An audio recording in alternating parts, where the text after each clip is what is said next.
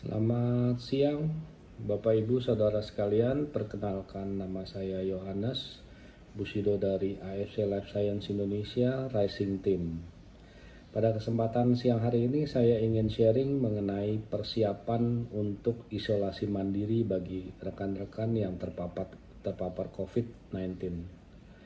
Ada beberapa hal beserta peralatan yang Bapak Ibu perlukan dalam hal untuk melakukan isolasi mandiri.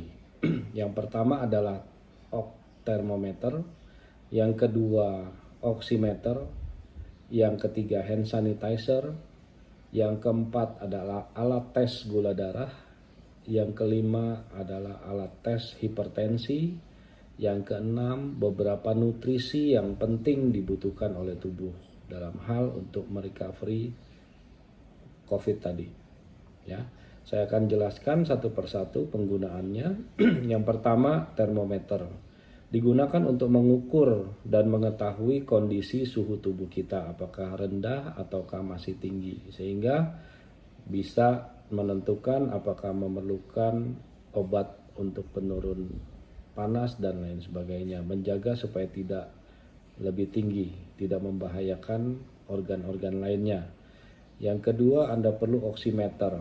Oximeter ini digunakan untuk mengukur kadar oksigen di dalam darah.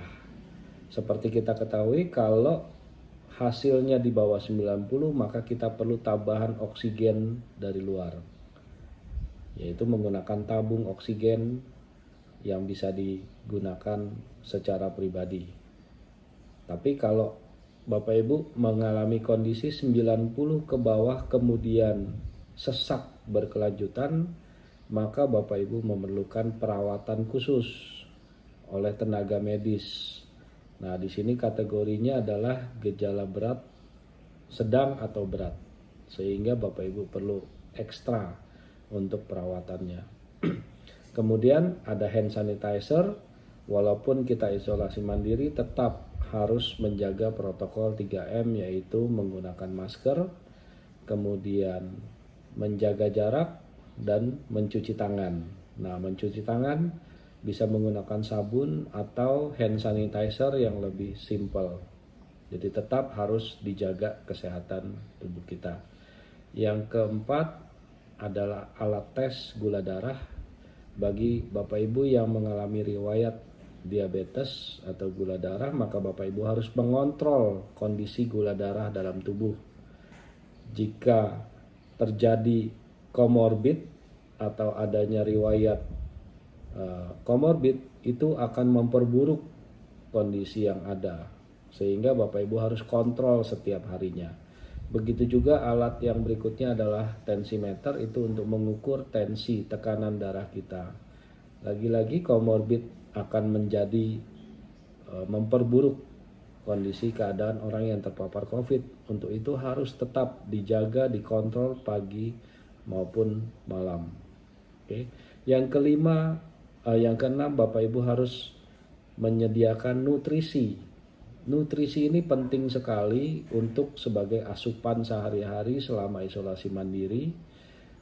Karena dengan adanya asupan nutrisi, Bapak Ibu akan memberikan satu kondisi tubuh menjadi lebih kuat, karena virus ini bisa dilawan oleh imunitas kita sendiri. Nah, di sini saya hadirkan ada 2 macam nutrisi yang berasal dari Jepang. Ini halal, ada izinnya semua lengkap, sudah diuji klinis. Nutrisi ini menjadi makanan stem cell, namanya SOP Subarasi. Satu box ada 28 saset. Fungsi dari nutrisi ini adalah memberi makan induk sel kita atau stem cell, sehingga induk sel dapat menggantikan sel yang mati atau rusak, baik itu oleh karena usia ataupun karena terpapar virus. Nah, ini penting sekali supaya organ Bapak Ibu kembali berfungsi lagi dengan cepat dan optimal dari kerusakan-kerusakan yang disebabkan oleh COVID-19 tersebut. Biasanya menyebabkan kerusakan di tempat lainnya lagi. Itu akan berdampak secara keseluruhan. Nah, dengan adanya asupan nutrisi yang cukup, Bapak Ibu pasti akan mendapatkan kondisi tubuh yang jauh lebih fit, lebih nyaman, dan lebih sehat, serta pemulihannya lebih cepat. Cara konsumsinya mudah sekali, ini diproduksi dengan teknologi canggih, yaitu peptide dengan nanosize 600 Dalton, cukup dituang di bawah lidah. Jadi ini bentuknya saset, saya coba buka. Ya.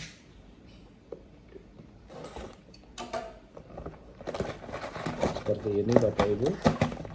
Ini ada panduan cara minumnya juga, boleh dicampur dengan air, jangan pakai air panas. Dengan 200 ml air, ambil 2 saset seperti ini Bapak Ibu. Ya. Bapak Ibu bisa sobek sasetnya di posisi manapun. Ini bentuknya serbuk, tinggal tuang di bawah lidah atau Bapak Ibu campur dengan air. Oke. Konsumsi 2 saset pagi. Kemudian yang kedua adalah Utsukushi. Saya buka. Sama, di sini juga ada cara petunjuk pemakaian. Nah, ini diproduksi dengan peptide nanosize 800 Dalton, lebih besar granulasinya sedikit. Nah, ini isinya adalah DNA salmon beserta dengan probiotik 1 triliun. Ketika kita konsumsi, itu akan membersihkan usus kita sehingga metabolisme kita menjadi bagus dan otomatis stem cell bekerja menggantikan sel yang rusak. Ini menjadi makanannya NK cell, natural killer cell, sehingga imun kita menjadi kuat. Jadi sinergi bekerja antara stem cell dan NK cell. NK cell ketika menjadi kuat, maka dia akan mampu untuk melawan virus yang ada di dalam tubuh. Silakan dikonsumsi 4 saset di pagi hari setelah Anda mengkonsumsi Subarasi ini 2 saset. Ya, jadi ini 2 saset yang biru, kemudian Utsukushinya 4 saset. Dikonsumsi bergantian, setelah selesai 1 saset langsung 1 saset lagi, atau kalau mau dicampur jadi satu di dalam 200 ml air biasa boleh, langsung diminum seperti biasa.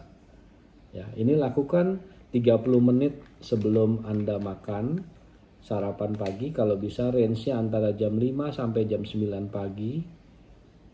Kemudian sore hari lakukan hal yang sama, 4 saset yang Utsukushi, 2 saset yang Subarasi. Antara jam 5 sampai jam 7 malam, sama, setengah jam sebelum makan.